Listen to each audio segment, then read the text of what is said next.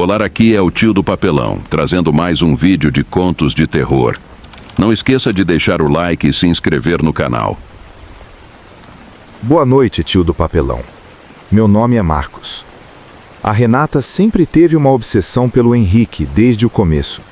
A gente via de longe que o sujeito não valia o prato que comia, mas ela se fazia de cega.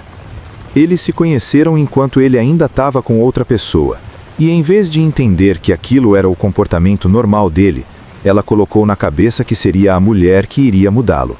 Uma bobagem que custou caro. Ela passou anos presa nesse ciclo.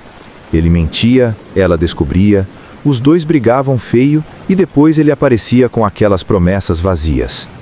Minha irmã também não era fácil. Acabou virando alguém que eu mal reconhecia.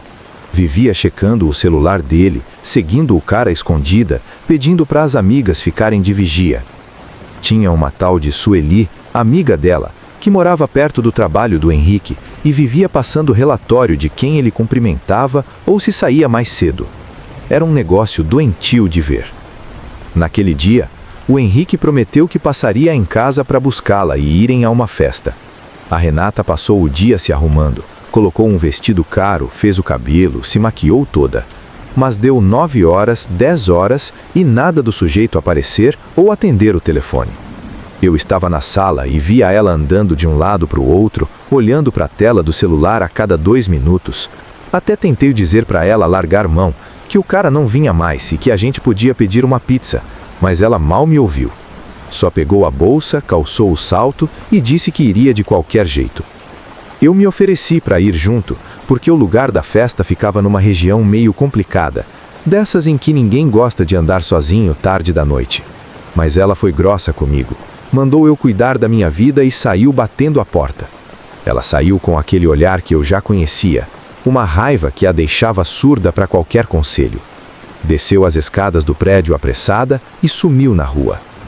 Eu não vi nada do que veio depois. Sei apenas pelo que ela me contou quando voltou naquela madrugada.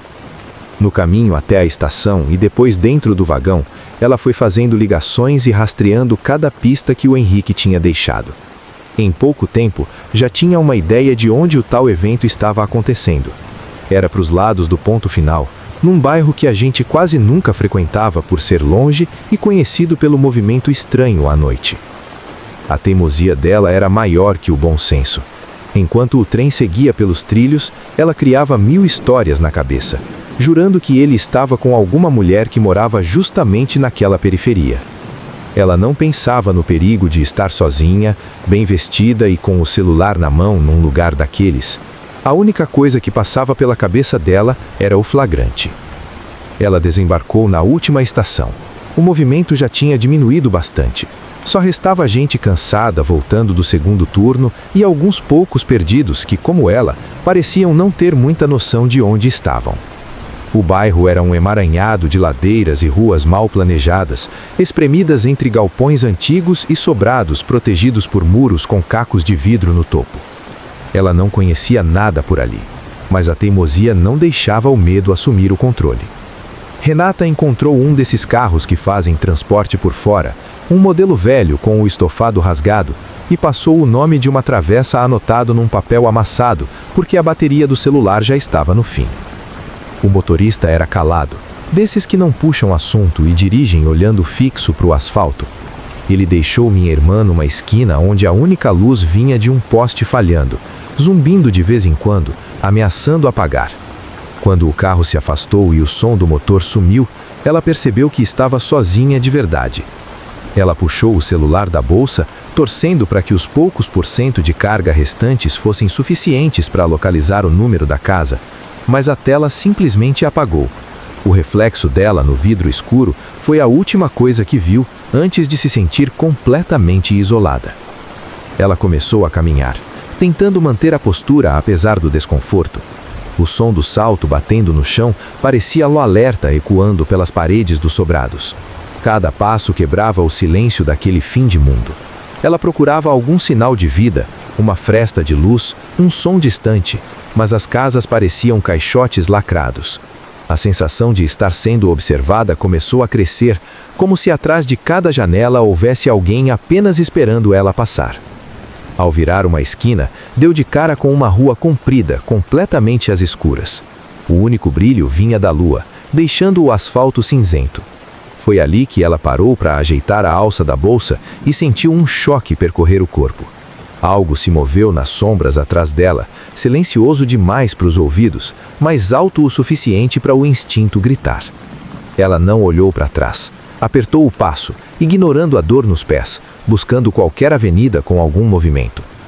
Depois de um tempo que pareceu interminável, o cansaço começou a vencer a raiva. Ela parou perto de uma lixeira de ferro chumbada na calçada para recuperar o fôlego e notou um vulto sentado no meio-fio mais adiante. No início achou que fosse uma moradora da rua, mas ao se aproximar, viu que era uma mulher muito bem arrumada, com um vestido que brilhava sob a luz fraca. Renata se aproximou devagar e perguntou se ela sabia de alguma festa ali por perto, mencionando a travessa. A mulher não se mexeu. O silêncio se estendeu além do confortável. Quando falou, não virou o rosto. A voz era calma, quase debochada. Perguntou se Renata tinha reparado o horário, como se não fosse hora de uma mulher andar sozinha ali. Minha irmã acabou desabafando, contou do namorado que tinha dado o cano e da certeza de que ele estava naquela área com outra mulher. A desconhecida sorriu de canto e sugeriu que ela voltasse para a estação antes que tudo fechasse. Renata ficou irritada. Agradeceu por educação e já ia seguir caminho quando ouviu a frase que a fez gelar. Não fica correndo atrás dele desse jeito. O Henrique não merece esse esforço todo. Ela travou. Não tinha dito o nome dele em nenhum momento. Quando se virou para questionar, a rua estava vazia. Não havia ninguém, nenhum som, nenhum sinal de que alguém estava ali. Ela não ficou para conferir. Apurou o passo, tentando convencer a si mesma que a escuridão e o cansaço estavam pregando peças. Seguiu em direção a uma avenida mais clara, onde finalmente encontrou algum movimento. Quando chegou à via principal, viu a mulher de novo, parada mais adiante. Um carro se aproximou, reduziu a velocidade e quando os farões iluminaram o rosto dela, o motorista entrou em pânico. O carro morreu no meio da pista. O homem se benzia desesperado, tentando ligar o veículo com a mão tremendo. Quando conseguiu, arrancou com tudo, fugindo. A mulher então virou o rosto devagar na direção de minha irmã. Renata não esperou. Saiu correndo, arrancou os saltos e disparou pela rua molhada. Ela jurou que sentia a presença da mulher logo atrás, sem passos, sem som. O barulho de música e vozes surgiu como salvação. Ela encontrou a festa, se recompôs e entrou. Os amigos do Henrique ficaram pálidos ao vê-la. Ele próprio não reagiu como alguém pego em flagrante, mas como alguém aterrorizado. Antes que qualquer discussão começasse, ele se trancou dentro da casa com o dono do lugar. Sozinha no quintal, Renata chorou de raiva e exaustão. Quando decidiu ir embora, ouviu seu nome sendo chamado baixo vindo da casa vizinha. Entre as frestas do portão estava a mesma mulher, observando. Renata fugiu sem olhar para trás. Ela chegou em casa por volta das 4 da manhã. Me contou tudo naquela mesma madrugada. Nos dias seguintes, o Henrique sumiu. 3 dias depois, a notícia chegou. Ele e outra mulher foram encontrados mortos num terreno baldio perto dali. Nada tinha sido roubado. Minha irmã nunca mais foi a mesma. Meses depois, achei que tudo tinha ficado para trás, até o dia em que a vi caminhando pela rua acompanhada daquela mesma mulher. Quando questionei, ela disse que estava sozinha. No olhar dela, havia algo novo. Não era tristeza, era satisfação, como quem sabe que nunca mais será abandonada. Até hoje, evito olhar muito para o lado quando ela chega ou sai. Tenho medo de enxergar quem ou o que ela aceitou como companhia. Faz sentido para você? Eu não encontro explicação. Só sei que ela parece protegida agora. E o preço disso é um segredo que prefiro não descobrir.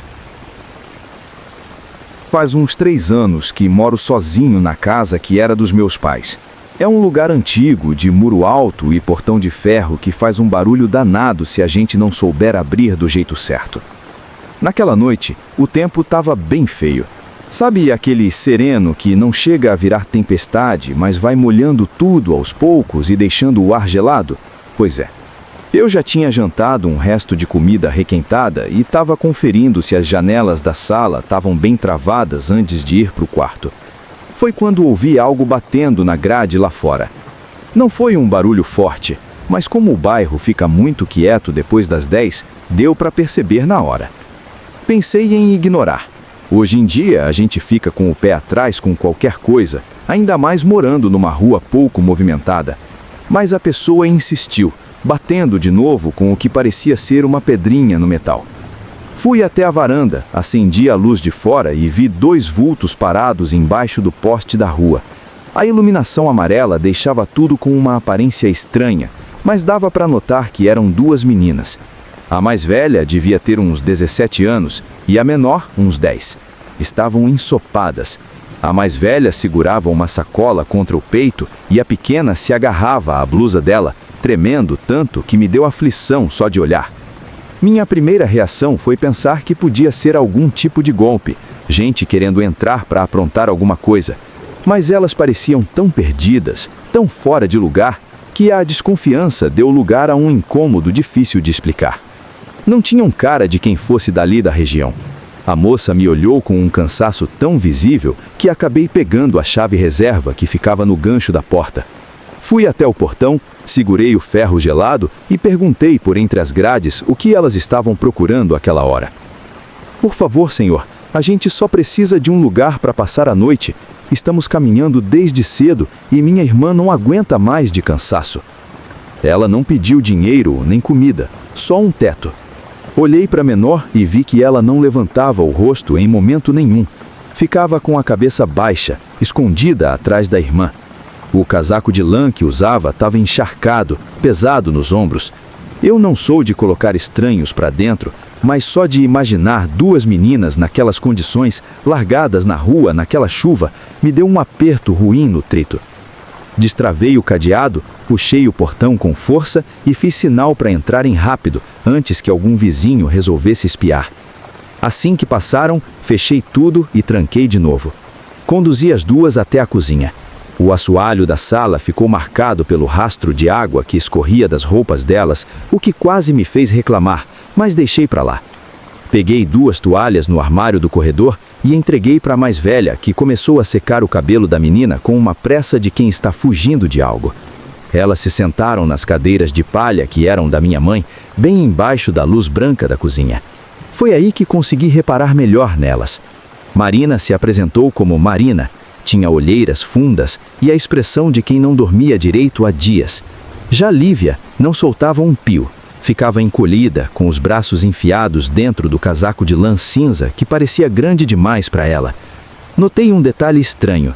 A menina não usava a mão direita para nada, mantendo o braço colado ao corpo, escondido sob o tecido grosso. A manga daquele lado parecia pesada, meio armada, como se ela estivesse segurando alguma coisa ali dentro o tempo todo. Enquanto eu colocava a água para ferver e pegava o pó de café, o clima na cozinha ficou esquisito. Sabe quando você sente que tem algo fora do lugar dentro da própria casa? Eu mexia no filtro de barro e separava as xícaras, mas parecia que o intruso ali era eu. O senhor mora sozinho aqui faz muito tempo? Moro desde que meus pais morreram. Podem usar o banheiro do corredor se quiserem se lavar. Vou buscar umas camisetas limpas para vocês dormirem. Ela agradeceu com um aceno curto, sem sorrir. Servi o café em 2 xícaras lascadas e coloquei um resto de pão francês sobre a mesa. Marina comeu com uma fome que dava pena. Lívia, por outro lado, não tocou em nada. Ficou olhando para o prato, com o cheiro de lã molhada subindo do casaco. Notei que ela mantinha o braço direito escondido debaixo da mesa, com a manga pressionada contra a borda, segurando o tecido com uma força que não combinava com o corpo pequeno. Achei que fosse nervosismo ou frio e resolvi não perguntar nada. Ficamos um tempo em silêncio, só com o som da chuva batendo no telhado do quintal. Eu tentava entender de onde tinham vindo com tanta pressa, sem mala nenhuma, só com a roupa do corpo. Marina começou a falar sem que eu perguntasse muito. Disse que vinham de uma região de serra, uma cidade pequena, onde a vida de todo mundo era vigiada pelas janelas e pelas fofocas. Segundo ela, nas últimas semanas, o lugar tinha virado um inferno. Tudo começou quando um bebê apareceu com o peito marcado por cortes profundos. Ela descreveu aquilo com tanta seriedade que senti um desconforto real. Disse que as marcas não pareciam coisa de bicho, eram linhas retas, paralelas, como se alguém tivesse usado uma ferramenta. Em vez de levarem a criança para um hospital, o povo da cidade entrou num tipo de transe coletivo. Começaram a dizer que a mãe tinha feito aquilo como parte de um pacto. O clima azedou de vez. Depois, outras pessoas apareceram marcadas. Um homem do armazém, uma senhora dona de venda. Sempre o mesmo padrão. 4 ou 5 sulcos fundos atravessando as costas ou o peito. Marina falava olhando fixo para o café esfriando. Disse que o povo se reunia na praça da igreja para decidir quem seria o próximo castigado. Arrastavam as pessoas de casa, batiam nelas e as deixavam amarradas no sereno. Ouvi tudo achando que era fanatismo, coisa de gente fora da realidade. Pensei em doença de pele, alergia, qualquer explicação possível que não envolvesse algo que eu não conseguisse entender. A gente saiu de lá no meio da noite. Quando percebemos que éramos o próximo alvo, não dava mais para esperar. Até parentes nossos estavam apontando o dedo. Ela suspirou fundo. Eu não sabia se acreditava, mas o medo no rosto dela não parecia fingimento. Foi então que notei Lívia começar a balançar o corpo lentamente para frente e para trás, ainda com o braço direito escondido. Marina parou de falar de repente. Levou a mão ao pescoço e começou a abrir os botões da blusa. Desviei o olhar, achando que tinha entendido errado, mas ela fez sinal para eu olhar. Quando afastou o tecido, senti o estômago revirar. Eram 4 linhas paralelas, perfeitas demais para serem arranhões comuns. Começavam perto da clavícula e desciam em direção ao peito. A pele estava inchada, avermelhada, e os cortes eram profundos, precisos demais. Foi por isso que a gente fugiu. A marca apareceu de uma hora para outra. Se o pessoal visse, a gente não teria chance nenhuma. Tentei achar uma explicação lógica, uma queda, uma alergia, qualquer coisa que eu não conseguisse entender. Ofereci pomada, gaze. Ela recusou com uma certeza estranha, dizendo que nada disso adiantaria. Foi aí que comecei a me sentir observado dentro da minha própria casa. Levei as 2 para o quarto de visitas no fim do corredor. Peguei cobertores, ajeitei a cama e me despedi rápido. Marina agradeceu, mas não tirava os olhos da porta, como se esperasse alguém surgir a qualquer momento. Quando me deitei, o silêncio da casa ficou insuportável. Cada estalo parecia alto demais. Lá pelas 2 da manhã, ouvi um som no corredor. Não era passo, era algo sendo arrastado ceguarento pelo chão. O barulho parou bem na frente da minha porta. Fiquei imóvel, esperando um toque na maçaneta que não veio. Depois de um tempo, o som voltou em direção ao quarto de visitas. O sono não veio. Levantei em silêncio e fui até o corredor. A porta do quarto estava só encostada. Ouvi um sussurro vindo de dentro. Era a voz de Marina, num tom urgente. Nem pense em fazer mal ao moço. Ele ajudou a gente. Se você fizer alguma coisa, ninguém mais vai ter pena da gente. Prendi a respiração e olhei pela fresta. Lívia estava sentada na beirada da cama, de costas. Marina segurava os ombros dela. Foi quando a menina levantou o braço direito. Aquilo não era a mão de uma criança. Era grande demais, de um tom acinzentado, com garras escuras e longas rasgando o lençol como papel. Recuei instintivamente. Meu calcanhar bateu no rodapé. O quarto ficou em silêncio absoluto. Voltei correndo para o meu quarto, tranquei a porta, arrastei a poltrona e passei o resto da noite acordado segurando um cabo de vassoura. De manhã, a casa estava vazia. No quarto de visitas, as cobertas estavam dobradas. Na cozinha, encontrei um guardanapo com a palavra obrigada.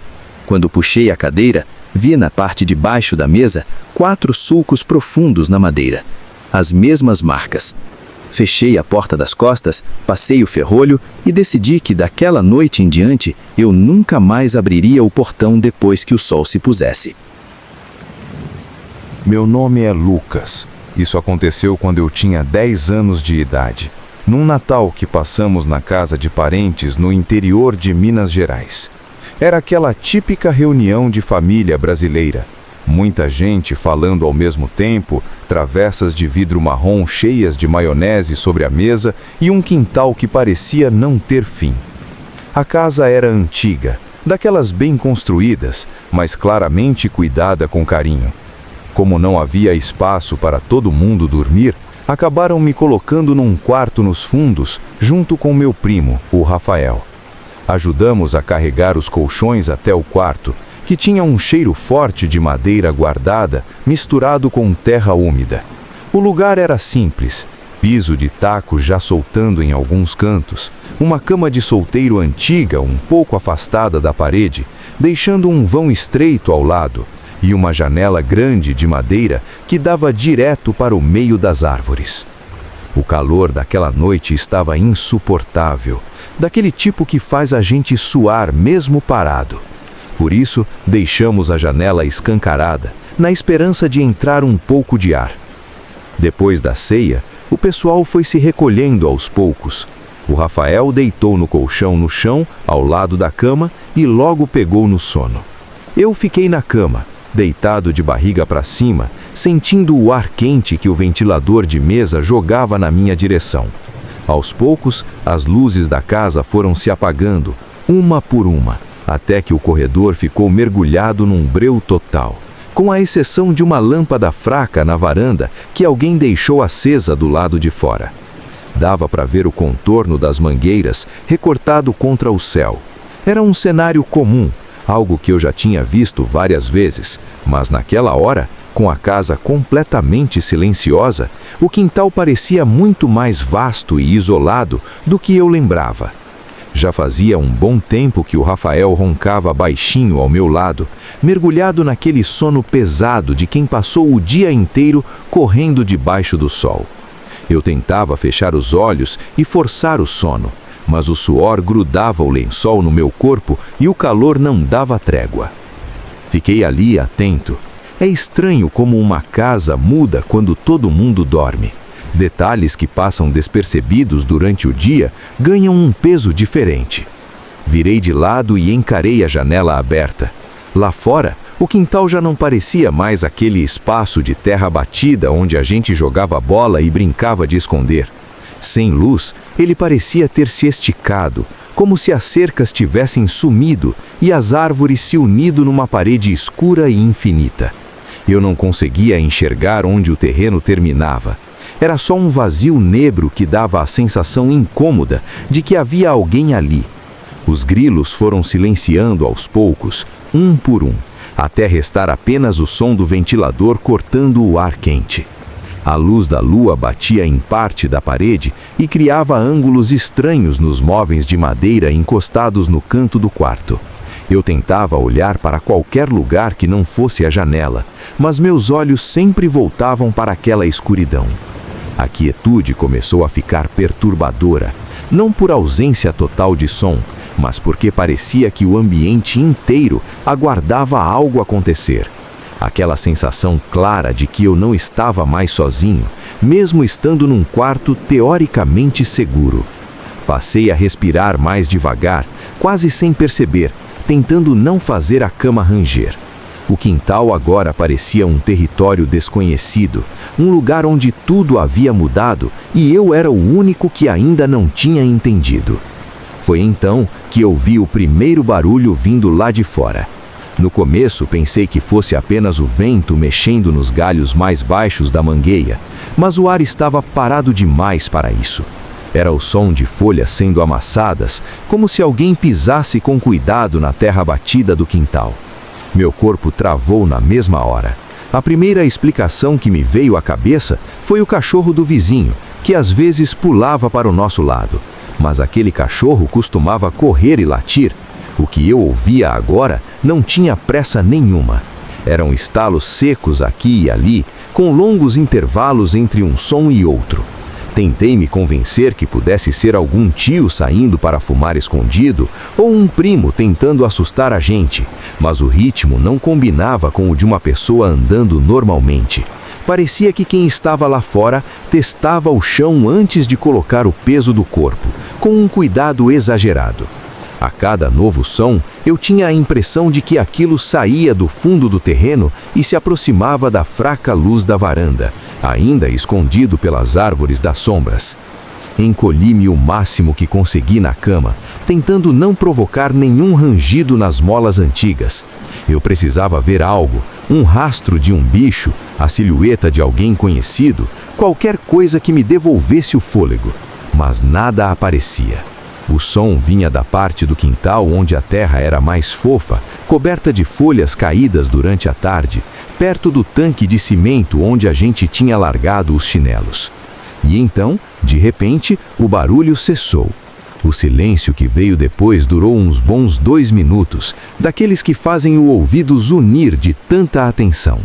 Cheguei a pensar que tinha imaginado tudo por causa do sono, até ouvir o som de algo sendo arrastado sobre pedras, um atrito que definitivamente não deveria acontecer ali sozinho. Criei coragem para levantar a cabeça só um pouco, o suficiente para enxergar acima do batente da janela. A luz da lua iluminava de lado o muro de chapisco do fundo, criando manchas claras entre as sombras das mangueiras. No começo, vi só o emaranhado de folhas, até notar um movimento que não era de galho balançando. Havia algo agachado perto do tronco da árvore maior, uma silhueta comprida e torta, como se tivesse sido dobrada ao meio por um peso invisível. Não parecia um animal, e quanto mais observava, menos parecia uma pessoa. Aquilo começou a se mover de um jeito que embrulhou meu estômago. Não era um caminhar normal. Dava passos lentos, enquanto a coluna se retorcia a cada movimento, subindo e descendo, como a de um bicho ferido, mas com uma agilidade que não fazia sentido. Os braços eram longos demais para o corpo e as mãos tocavam o chão de vez em quando para manter o equilíbrio. Fiquei paralisado, com a respiração curta, observando aquela forma circular o quintal. Ela não seguia em direção ao portão, nem tentava pular o muro. Só dava voltas entre as árvores, como se estivesse mapeando o lugar ou aguardando algo. Por um instante, a luz da lua bateu de raspão nas suas costas. A pele brilhava de um jeito estranho, como couro velho e molhado, refletindo a claridade de forma nauseante. O Rafael continuava dormindo profundamente ao meu lado, completamente alheio àquilo, e senti uma raiva irracional por ele me deixar sozinho com aquilo. Eu queria gritar, acordar a casa inteira, mas minha voz parecia ter desaparecido. Só conseguia assistir aquela criatura torta se mover no escuro, com os ombros subindo quase até a altura das orelhas. A coisa começou a se aproximar da janela, saindo da sombra das árvores e entrando na luz fraca da varanda. Foi então que o som mudou. Não era mais folha ou terra sendo pisada. O barulho vinha de dentro dela. Cada vez que esticava uma perna ou dobrava o tronco, eu ouvia algo semelhante a um rangido de uma porta pesada sendo forçada. Eram sons internos, constantes, como se os arias do esqueleto estivessem fora do lugar e precisassem se encaixar à força a cada passo. Um ruído de osso contra osso que fazia meus dentes vibrarem. Eu me achatei contra o colchão, tentando desaparecer, mas não conseguia desviar o olhar. A criatura parou a poucos metros da janela, ao lado do tanque de cimento. Estava tão curvada que a cabeça quase encostava na cintura. A coluna saltava sob a pele oleosa, cheia de protuberâncias que se moviam conforme ela respirava.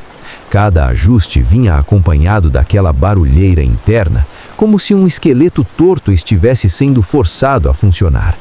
Um cheiro forte entrou pela janela. Não era podridão, mas algo como bicho molhado misturado com poeira quente de quintal. O enjoo veio mais pela certeza de que aquilo era real, de que aquela massa deformada estava ali, brisando o mesmo ar que eu. Os dedos longos e finos arranhavam a terra quando ela se balançava para frente e para trás. Eu queria fechar a janela, puxar a folha de madeira e trancar o ferrolho, mas a ideia de me aproximar daquela coisa me paralisava. Tinha certeza de que qualquer movimento faria os barulhos cessarem e toda a atenção dela se voltar para mim. Eu estava preso na minha cama, assistindo aquela anatomia errada se desmontar e se remontar a cada mínimo avanço. A criatura parou bem de frente para a janela. O silêncio que se seguiu foi pior do que qualquer som, porque o ventilador virou apenas um zumbido distante. Eu mantinha o rosto enterrugado no travesseiro, com o olho aberto, focado na parte inferior da janela. Não conseguia ver o rosto dela, mas sentia o peso da presença ali fora. O ar parecia mais pesado, difícil de puxar, obrigando-me a segurar a respiração. Alguns segundos se arrastaram como horas. Eu esperava que ela pulasse para dentro ou começasse a arranhar a parede, mas ela permaneceu imóvel. Então, lentamente, a cabeça surgiu no canto do batente. Não havia olhos brilhantes nem nada de filme. O que vi foi parte de um rosto esticado demais, com pele ressecada, sem vida. Aquilo não parecia agressivo. Parecia curioso. Então, do escuro veio uma voz baixa. Não era rosnado, nem voz monstruosa. Soava como alguém agachado, quase encostado na parede da casa. Você já dormiu? As palavras me atingiram como um soco. Não era uma ameaça, era uma pergunta simples. O contraste entre a aparência deformada daquela coisa e o tom quase educado da pergunta me lançou num desespero absoluto. Eu não conseguia responder, nem piscar. Qualquer sinal de que eu estava acordado parecia perigoso demais. Fiquei ali, tremendo, com o peito subindo e descendo de forma descontrolada. A voz não se repetiu de imediato. Ela apenas esperava. Meu fingimento de sono falhava a cada segundo. No impulso desesperado, rolei para o lado e me enfiei no vão estreito entre a cama e a parede, tentando me esconder debaixo dela. Preferia o pó e as teias de aranha ao espaço onde aquela voz tinha falado comigo. Debaixo da cama, o cheiro de poeira e madeira velha era tão forte que tive que morder a manga da camiseta para não espirrar. Minha visão se limitava ao piso de taco e à parte inferior da janela. Vi quando a luz fraca foi cortada por uma sombra projetada no chão do quarto. A criatura estava ainda mais próxima. Os barulhos de osso voltaram, abafados, como se ela se apoiasse no batente para espiar lá dentro. Você já dormiu? Dessa vez, a voz estava tão perto que senti o som vibrar no peito. Não respondi. Fiquei encolhido, rezando para que alguém acordasse. Mas a casa seguia mergulhada naquele silêncio profundo da madrugada. Ouvi algo arranhar lentamente a madeira da janela, como unhas testando a pintura antiga. Depois de um tempo interminável, a sombra se afastou. Os sons internos foram diminuindo até se perderem no quintal, junto com o barulho de folhas secas sendo amassadas. Não sei quando o sono finalmente me venceu. Acordei com o sol no rosto e o barulho de panela na cozinha. Saí debaixo da cama com o corpo dolorido e vi o Rafael já de pé procurando os chinelos. Não contei nada. Fui até a janela e examinei o batente. Havia 3 marcas profundas na madeira, como se algo duro tivesse sido pressionado ali. No quintal, perto do pé de manga, a terra estava revirada em círculos. Ninguém reparou. Para eles, era só bagunça da brincadeira do dia anterior. Hoje, adulto, moro num apartamento no 15º andar. Muita gente acha estranho eu ter gastado tanto dinheiro com persianas de metal e trancas reforçadas em todas as janelas. Dou qualquer desculpa sobre segurança, mas a verdade é que não suporto a ideia de um simples vidro ser a única coisa entre mim e o que quer que esteja lá fora. Todas as noites, antes de deitar, confiro se o blackout veda cada fresta de luz, porque no fundo, ainda tenho pavor que, na calada da noite, aquela pergunta volte a surgir. Não esqueça de deixar o like e se inscrever no canal. E acompanhe o vídeo anterior. Até a próxima.